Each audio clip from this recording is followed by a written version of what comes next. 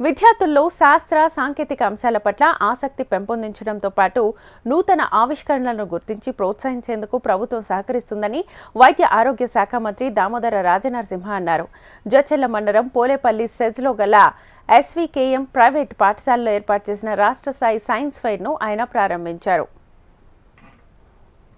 14 ఏళ్ల తర్వాత మళ్లీ రాష్ట్ర వైజ్ఞానిక ప్రదర్శనలకు మహబూబ్నగర్ జిల్లా వేదికైంది.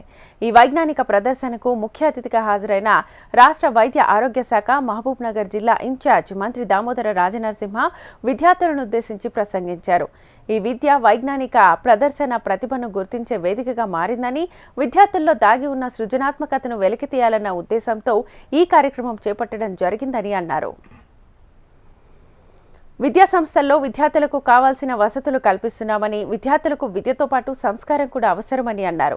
పోటీ ప్రపంచంలో మన పిల్లలు అంతర్జాతీయ స్థాయిలో ఎదగాలని, అందుకు మా ప్రభుత్వం ప్రోత్సాహం అందిస్తుందని మంత్రి దామోదర రాజనరసింహ అన్నారు.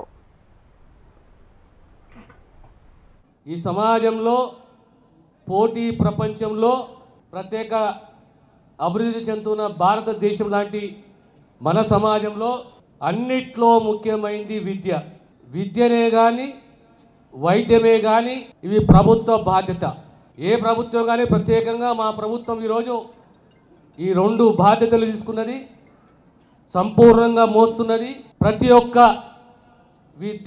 విద్యార్థికి ప్రమాణంతో కూడిన విద్యను అందించాలి, ఆహ్లాదకరమైన వాతావరణం ఉండాలి. దానికి తోడు ప్రతి ఒక్క స్కూల్లో ఒక సైన్స్ ల్యాబ్ ఉండాలి.